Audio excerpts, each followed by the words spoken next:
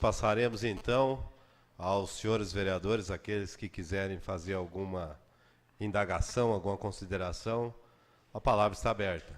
Tem o vereador Carreira, posteriormente o vereador Lelo Pagani. Eu quero parabenizar o doutor Heber pela brilhante explanação que deu para nós aqui. Aliás, não poderia ser diferente, conhecendo o senhor como nós conhecemos, e nos esclareceu até pontos que antecede, às vezes, uma atividade pública, física, e faz mal para a gente. Eu sou um praticante do esporte de correr, entendeu? E realmente fiquei muito esclarecido com a sua explanação. Viu, doutor? Parabéns, viu? Agradeço, agradeço. Não poderia ser diferente pela origem que o senhor tem, né? Obrigado. Nosso querido doutor Francisco aí, presente, entendeu? Pega um abraço da gente a ele também, viu? Na verdade, estou representando o doutor Francisco Abrams. Aqui, muito obrigado. Trazendo novidades da área, mas sei que o foco maior é a hipertensão, que é a área dele. Com a palavra, vereador Lelo Pagani. Obrigado, presidente. Parabéns ao doutor Daniel, seu pai, Francisco Aberman, que todo ano vem aqui e a gente já decorou que o doutor Aberman fala, ó, não diminua o sal na mesa, né? Isso já está decorado, né? E é bom porque, assim, como a Câmara é transmitida, eu acho que isso aí passa para as pessoas e a gente tem que educar as pessoas realmente para a alimentação, juntar os dois, né? Alimentação com menos sal, mais saudável, e o esporte. E a gente já fez uma discussão aqui na casa uma vez, o que é a Secretaria da Saúde? A Secretaria da Saúde cuida do quê? De doença, né? Então seria mais conhecido como Secretaria da Doença, não da Saúde, né? Talvez se a gente fosse tratar da prevenção, né? Então o objetivo da Secretaria da Saúde é caminhar para a saúde, né? Mas eu acho que o ideal realmente é você, não tem tanto dinheiro, o cobertor é muito curto para o poder público. Então, a gente investir, como eu falei aí, né, a gente fazer essa discussão de todas as autoridades que coordenam a saúde no município, mas eu não tenho dúvida que o secretário de esporte tem que estar junto para que a gente possa até fazer um trato aqui, né, como obedecendo até e seguindo a lei do vereador João Elias, né, que acabou de fazer essa semana aqui desempenhar aqui a sua lei, né? Uma semana de atividade física. Então, eu acho que uma semana no ano acho que é muito pouco, acho que a gente tem que colocar um pouquinho mais. Eu sei que o senhor é muito disciplinado e todos os seus pacientes que vão lá têm que entrar na sua disciplina. Eu gostaria que o senhor falasse um pouquinho de como que as pessoas podem se disciplinar para colocar o exercício físico na sua atividade do dia a dia. Obrigado pela pergunta. Eu queria pedir para o doutor Daniel Haberman que, depois das indagações, nos 5 minutos finais, o senhor pode responder as perguntas aí citadas pelos vereadores, até para aproveitar melhor o tempo. Vereador João Elias, com a palavra. Doutor Daniel, também quero cumprimentá-lo pela brilhante explanação. E eu confesso que hoje eu me exercito um pouquinho e eu sou fruto da sua orientação. Estivemos juntos, né, no ano passado. E, claro que é muito difícil, exige muito, porque é disciplina, e é uma questão de cultura. Como o senhor falou, a educação, a gente lá atrás tinha problema com as aulas, não é isso? Você dá aulas de atividade física, de exercício físico, e às vezes até ia para contar o pontinho lá, para não ficar com falta, mas nunca pensando em saúde. Então, esse empenho todo, realmente, para que a cultura seja de fato implantada, né, na vida das pessoas é fundamental. E até para dar um testemunho aqui, semana da hipertensão, eu hoje posso dizer que eu tenho a alegria de dizer que a minha pressão anda mais controlada do que antes, e é fruto exatamente dessa mudança cultural. E aí, na pergunta do vereador Lelo Pagani, dentro dessa perspectiva, o que de fato que as outras entidades podem fazer, na visão do senhor, para colaborar, para contribuir, que não seja só uma função do poder público e da classe médica orientando, mas também as outras instituições? Entendo. Não. Vereador Fernando Carmona, com a palavra. Muito obrigado, presidente. Saudar e cumprimentar o Daniel por essa brilhante explanação, esclarecimento, não só os vereadores, mas também aqueles que nos acompanham pela internet, pela Rádio Municipalista. Obrigado. Uma alegria muito grande tê-lo aqui, você juntamente com o seu pai, o doutor Francisco. Indo na linha do vereador Lelo, a pergunta é, eu acho que todos aí estão na expectativa. O que fazer, doutor, para deixar a preguiça de lado e começar a fazer esses exercícios? Muito obrigado. Tá certo. Com a palavra, vereador Reinaldinho. Quero agradecer a presença do Dr. Habermann.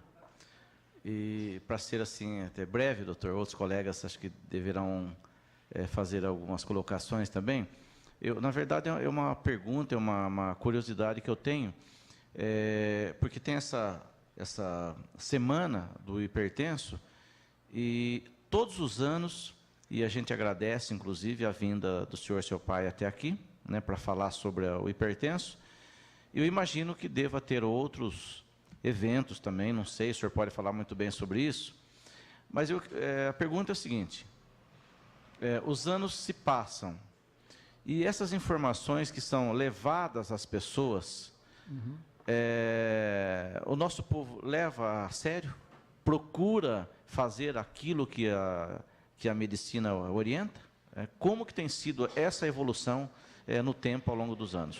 Qual é o resultado disso? Essa é a pergunta que eu gostaria de fazer. Ok. Vereador Fontão, com a palavra. Na verdade, só queria cumprimentar o doutor Daniel pela palestra tão rápida, mas que nos motiva, né, tanto para voltar a fazer alguma coisa, né, doutor? Agradecer também a presença do seu pai, que todo ano está aí, e nos passa informações importantes e marcantes, né? Isso é uma colocação, né? Antigamente, e não muito antigamente, quando eu era pequeno, ser magro era uma doença, né? O que eu tomei de ovo de pata com biotônico Fontoura batido, né, para engordar, agora estou com 110 quilos e não consigo emagrecer, né? Como o tempo é prioridade, né, doutor? Então, depois da palestra do senhor, eu vou arrumar um tempo para minha cara de pau e tentar andar pelo menos meia hora por dia, viu? Muito obrigado pela palestra. Antes de retornar a palavra ao doutor Daniel Habermann, também queria aqui externar os nossos cumprimentos, que cada ano o seu pai, seu Francisco, o doutor Francisco Habermann, nosso parceiro dessa casa, temos o prazer de tê-lo ano a ano aqui, nos avisando do que é importante fazer. Tira o sal, caminhada, importantes as atividades físicas, e nós temos sim que cumprimentar e nos policiar dia a dia. Nos policiar muito, inclusive, vereador Fontes, eu acho que eu vou te acompanhar nessa caminhada, porque também nós estamos aí nessa...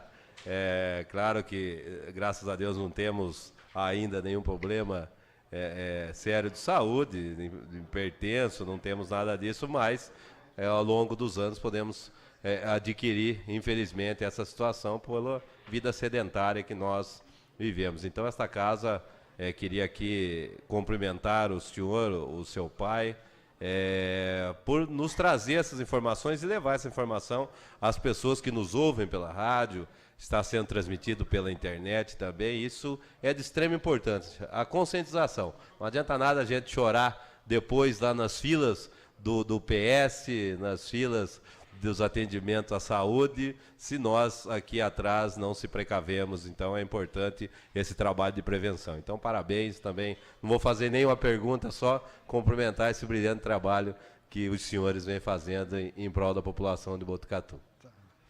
Vossa Excelência tem 5 minutos para as considerações. Tá. Então, primeiro gostaria de agradecer as perguntas e as colocações dos vereadores. Saber que a nossa importância aqui é de esclarecer, como todo profissional médico na área de saúde, podendo primeiro fazer vou usar a questão a respeito da evolução do sedentarismo e a redução da atividade física. Depois da Revolução Industrial de 1850, mais ou menos, que começou na Inglaterra, as atividades físicas começaram a se reduzir, porque as coisas foram se tornando mais fáceis, naturalmente, o que é de certa forma bom. Óbvio que houve uma sobrecarga em relação às condições de trabalho, mas que depois foram corrigidas já no século XX. Só que isso trouxe uma acomodação muito grande das pessoas em relação ao exercício não programado, que é aquele que cada um fazia de forma natural. É só lembrar, os que têm um pouco mais de idade, como é que fazia para esquentar o leite de manhã. Né? Com certeza tinha que ligar o forno, que não era elétrico e muito menos a gás, para poder fazer as suas atividades. Então tinha que procurar a lenha, poder cortar a lenha no dia anterior e por aí vai, até a hora que o leite ficasse quentinho. Só que as comodidades têm o seu malefício, que é deixar a gente cada vez mais parado. E o nosso organismo foi feito para ter uma condição de movimento sempre, não só em algumas condições do movimento. Então, antigamente, se era mais magro, por 2 motivos. Porque se movimentava mais, naturalmente, acabava tendo muito mais gasto calórico. Não vou dizer que se comia menos, porque tinha, querendo ou não, tinha alguma condição de alimentação de um modo geral para a população já mais urbana e tal. Mas havia muito problema infeccioso. Então, a gente era muito próximo a condições de rápida e repetida infecção, mesmo com antibióticos, que a nossa condição sanitária era ruim.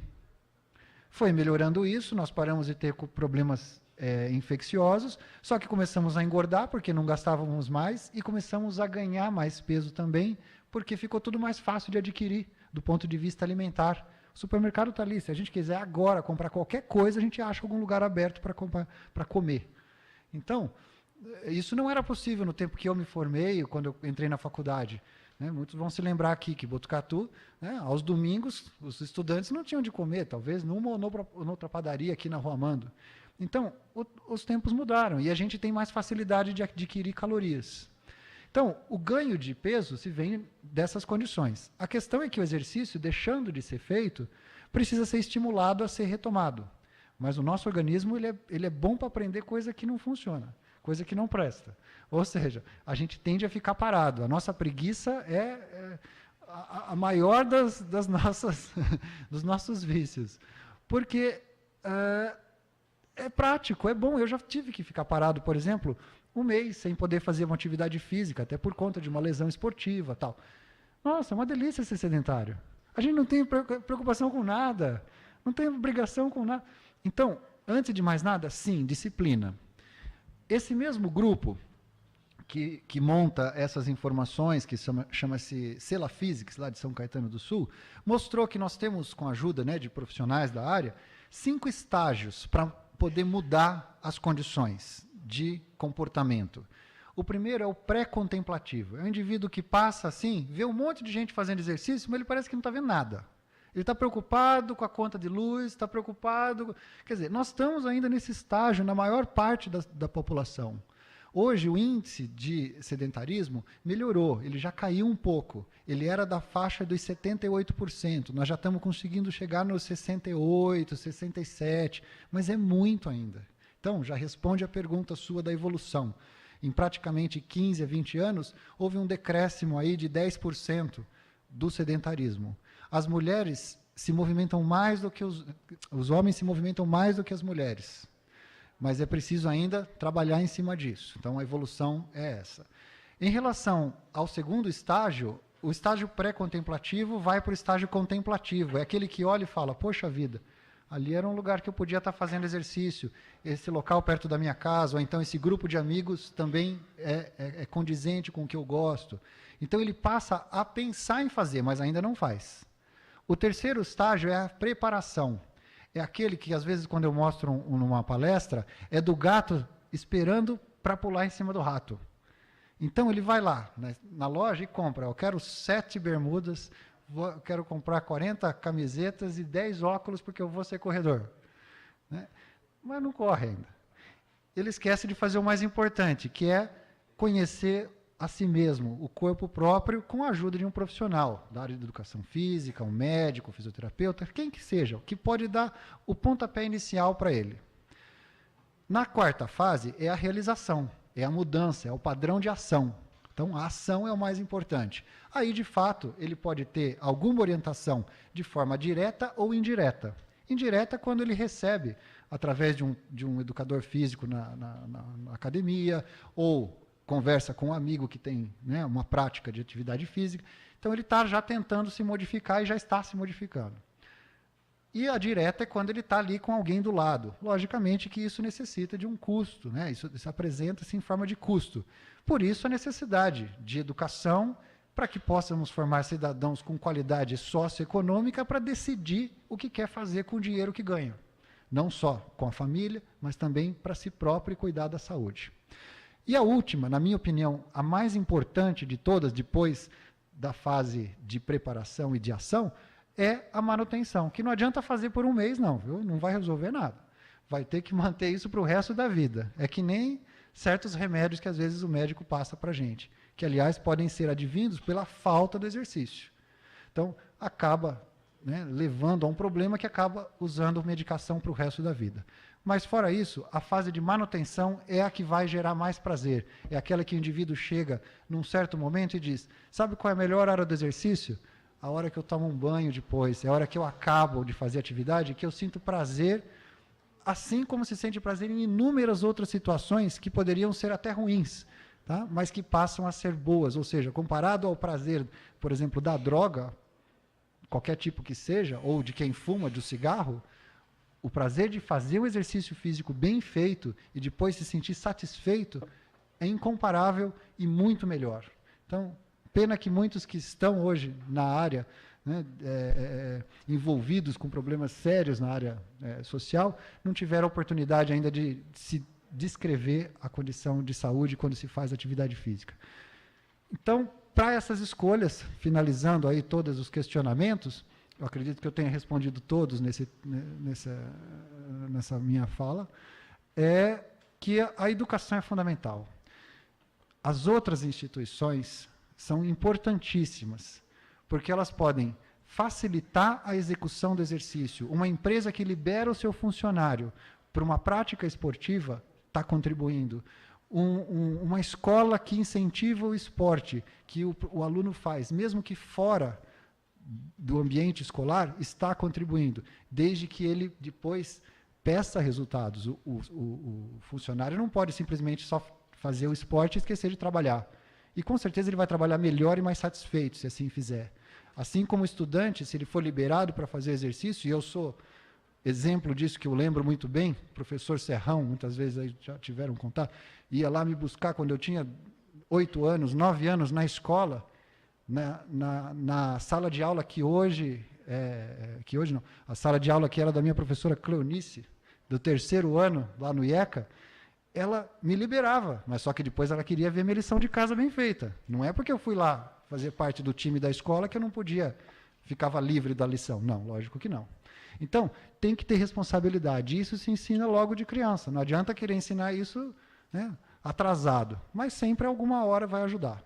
Então, a educação serve para todos, em todos os momentos. Espero que eu tenha respondido às dúvidas dos questionadores. Muito obrigado.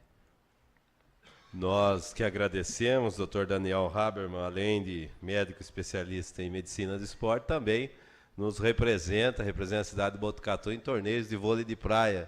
Queria aqui agradecer sua presença, do seu pai, Dr. Francisco Habermann, sua querida esposa, nos enriquece com a presença nessa noite e conte sempre com esta casa, sempre para trazer essas belíssimas informações voltada à prevenção da saúde. Eu acho que esse é um papel de interesse público e esta casa não pode se furtar em nenhum momento de abrir esses espaços. Então, conte sempre com essa casa e muito obrigado pelas informações novas, as sugestões referente à saúde da nossa população. Então, parabéns e que Deus os abençoe nessa caminhada, que tenha bastante sucesso aí, bastantes adeptos que venham aí a se inserir nesse sistema de atividades físicas no nosso município.